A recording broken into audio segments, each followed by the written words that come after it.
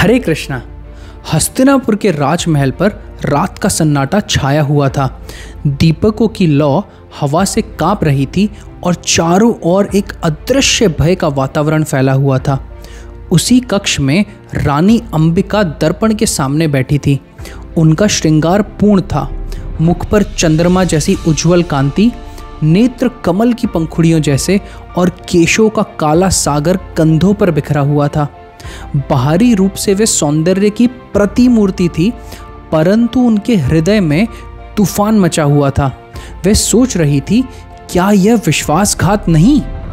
पति विचित्र वीर्य के निधन के बाद किसी और का स्पर्श स्वीकार करना, क्या यह उचित है?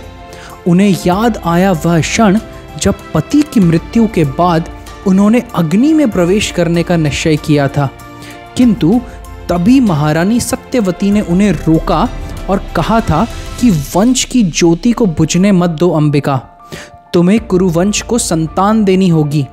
सत्यवती का यह वचन आज उन्हें इस कक्ष तक खींच लाया था। अंबिका ने अपने आप को समझाया, यदि यह धर्म है तो मुझे स्वीकार करना होगा। यदि भीष्म जैसे धर्मनिष्ठ पुरुष से संतान होगी तो यह मेरे प्रिय का अपमान नहीं बल्कि उनकी मुक्ति का साधन होगा। इतना सोच ही रही थी कि अचानक दरवाजे के ऊपर दस्तक हुई। अंबिका का हृदय धड़कने लगा। वह धीमे स्वर में बोली, आ जाइए। दरवाजा खुला और सामने का दृश्य देखकर उनका रक्त जम गया।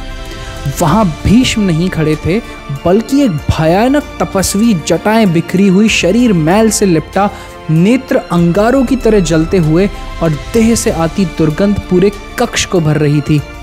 अंबिका भय से पीछे हट गई। उनके मन से एक चीख निकली, हे देवताओं, यह कैसी परीक्षा है? तपस्वी समीप आया। उसका कठोर स्पर्श उनके शरीर को कपा गया और भय से उन्होंने अपनी आंखें कसकर बंद कर ली। अंधकार ने उन्हें घेर लिया और उसी अंधकार से जन्मा उनका भय। कुरुवंश को प्राप्त हुआ एक पुत्र धृतराष्ट्र, वह सिंह जैसा बलशाली था, किंतु जन्म से ही नेत्रहीन।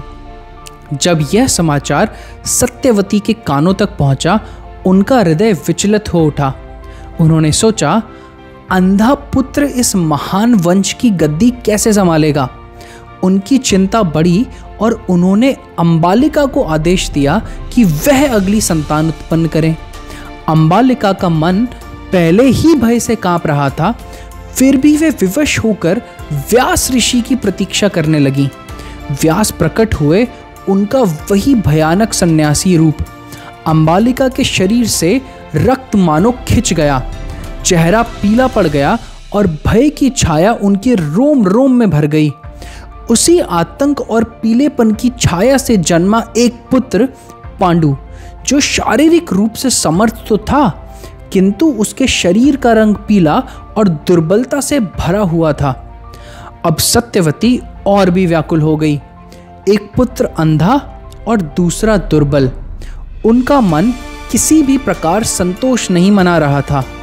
उन्होंने पुनः व्यास से आग्रह किया कि वह फिर से अंबिका से संतान उत्पन्न करें, किंतु अंबिका भयभीत होकर पीछे हट गई। अंबालिका भी तैयार न हुई। तब सत्यवती ने व्यास से कहा, यदि ये दोनों अस्वीकार कर रही हैं तो कम से कम दासी से संतान उत्पन्न कीजिए।